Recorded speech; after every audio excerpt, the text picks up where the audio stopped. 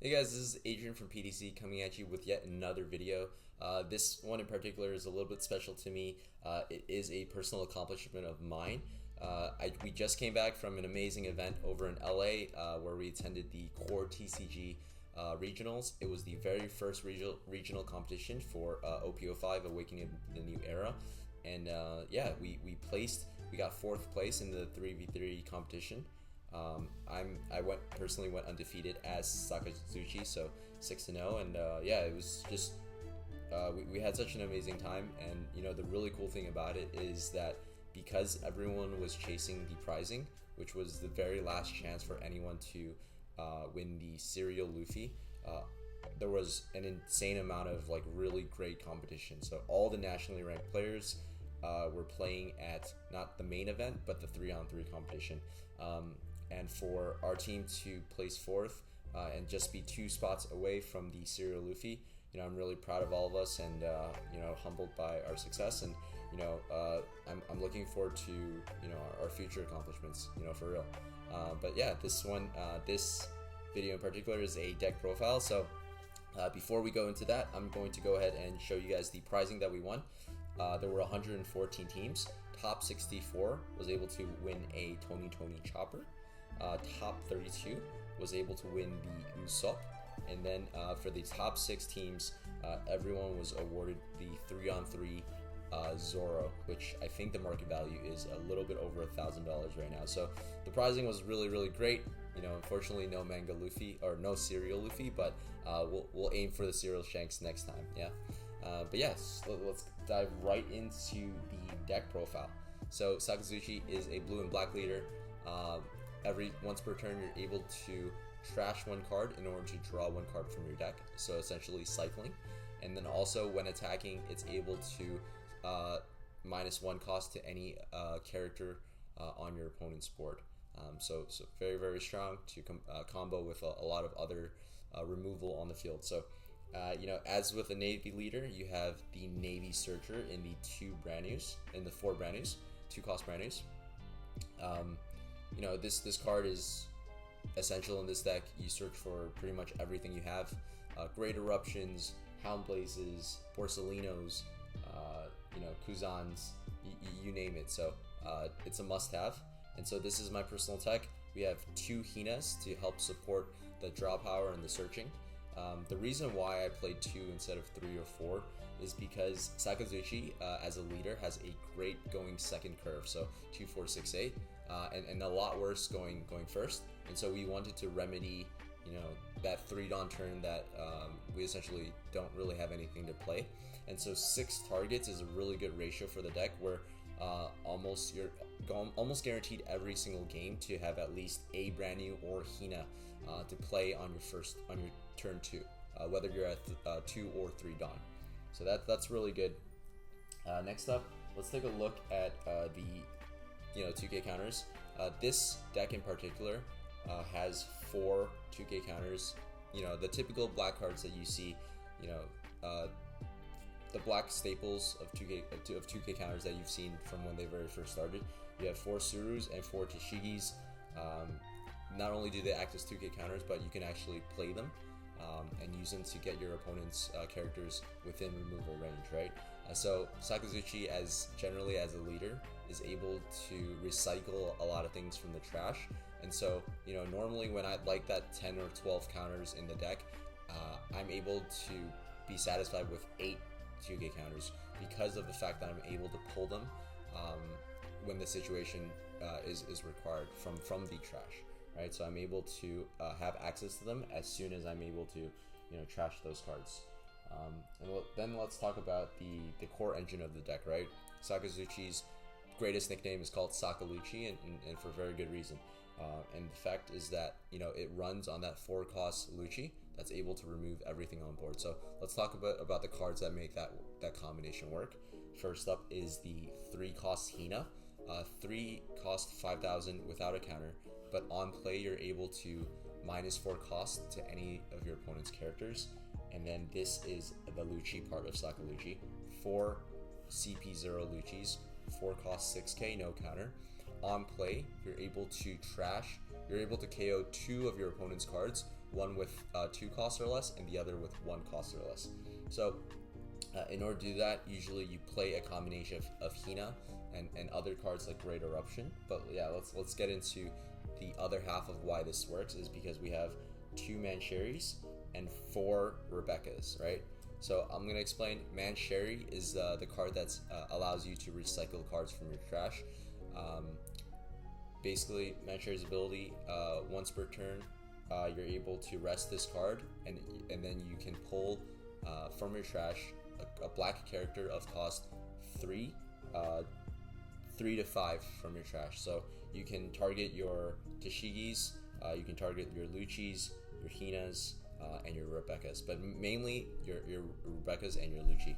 And over at Rebecca, right, this is a beautiful card, great art design, but it's almost as important, or if not, probably the most busted card in the game, or in this deck at least, right? It's a 4 cost 0k blocker, but on play you can add up to 1 black character with a cost of 3 to 7 from your trash, and then afterwards you're able to play a black character of cost 3 or less from your hand. So Rebecca is Sakazuki is most dangerous on his 8 Dawn turn, because what you can do is you can play Rebecca, grab Hina from your trash, right?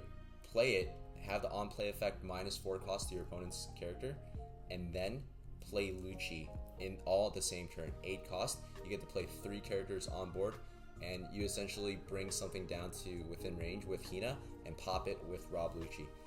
There's other combinations that you can do.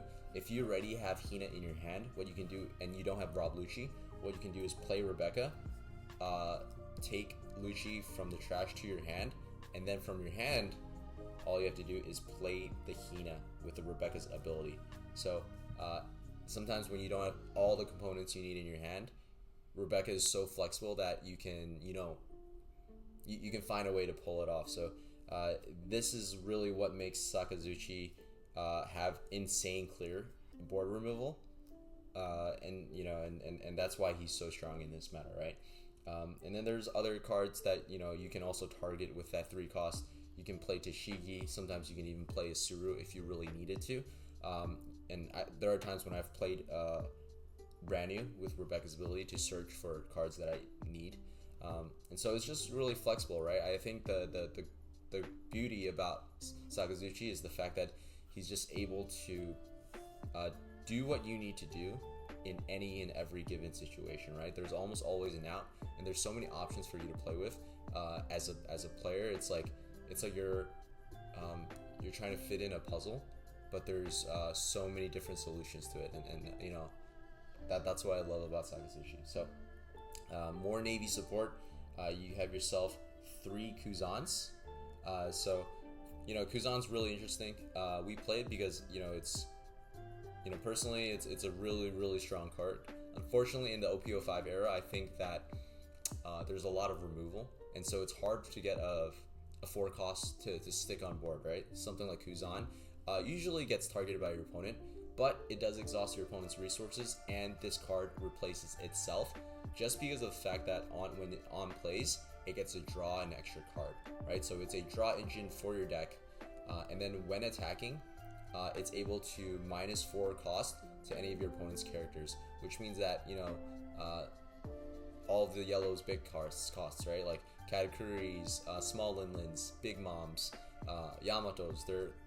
If you have Kuzan on board, those guys will always be within range for you to remove it, and that's like really strong. So definitely a situational card, but when you take advantage of it, it is amazing. And then next up, we have the backbone of the deck. We have 4 Borsalinos. This card is great in almost every single matchup. It has a busted effect.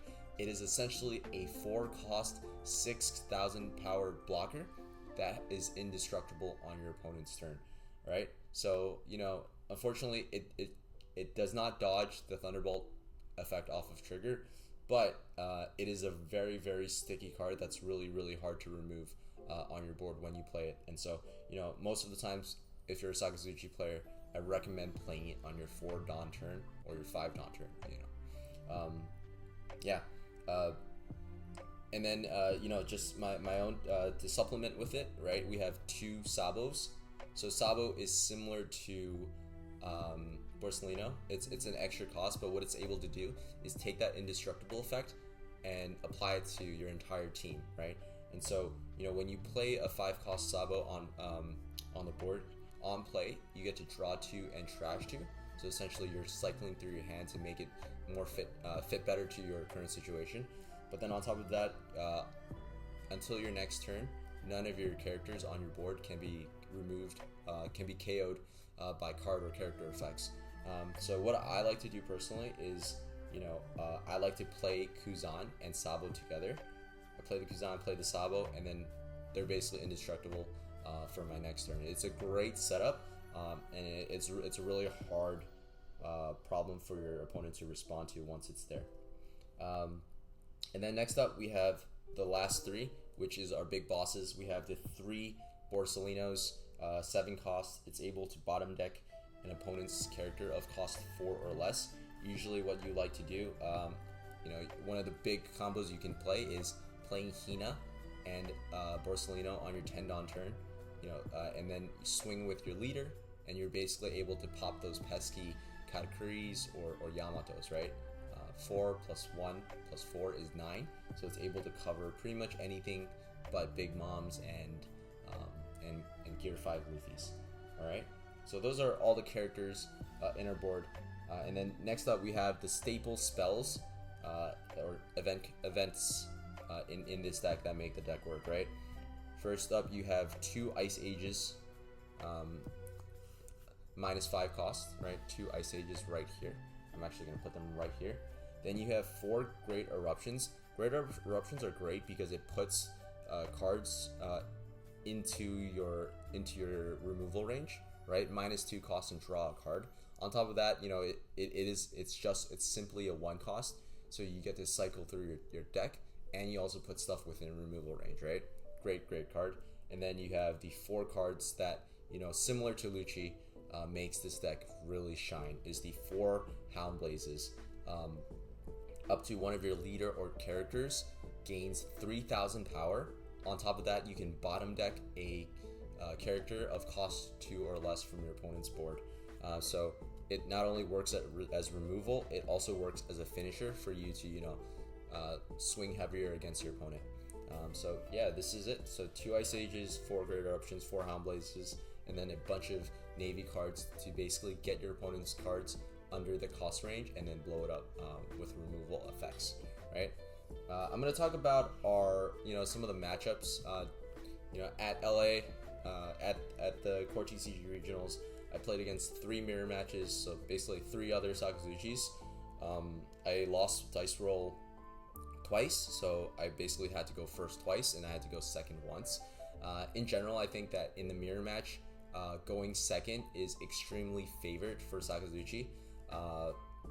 Honestly, I don't know how I won this one, but my recommendation is really you don't want to overwhelm your opponent's board because they can always remove all of it, but you need to play as aggressive as possible, right? Every single turn, you need to make them answer whatever you have on your board, and if they don't, that's when you can kind of, you know, crank the gears and you know, put fuel to the fire and just try to get them out the game, right? But every single turn, what I tried to do was ask them, like, I'm gonna play this and remove your stuff.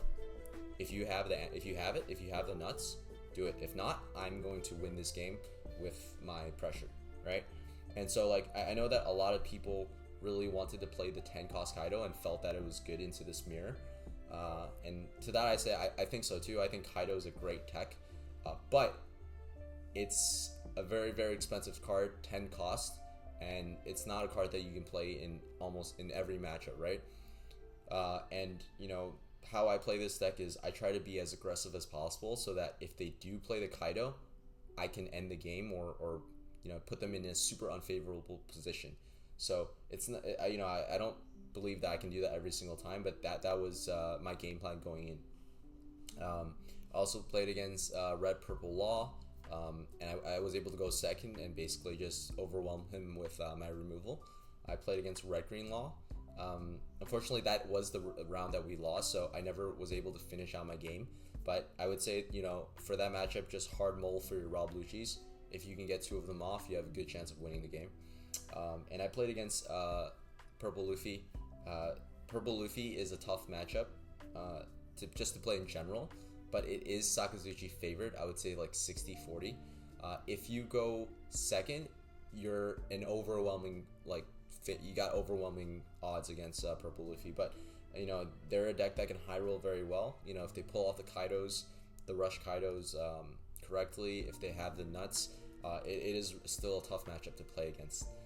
So two different laws, 3 Sakazuchis and a Purple Luffy. You know, unfortunately, we weren't able to play more games. I would love to have competed for that second place prize. But yeah, that is my deck profile. You know, I think Sakazuki is the best deck in format. I would say side by side with NL. So yeah, we're gonna have a lot of deck profiles coming up. We're gonna have some gameplay videos as well, because I do want to show you guys how I did, you know, pilot this deck. I do believe I'm probably one of the better Sakazuki players right now at this moment. And yeah, I think the results should speak for themselves, and I look forward to, you know, having more results in the future. So thanks you guys for following this journey. You know, if you like this content, if you like what I do, you know, like, follow, subscribe. Thank you guys so much, and cheers to the new year. Thank you. And for those that are interested, here's the full deck list. I will be posting the deck list in the description below. So I'll see you guys in the next video. And yeah, like, comment, subscribe, hang out. Peace. Thanks.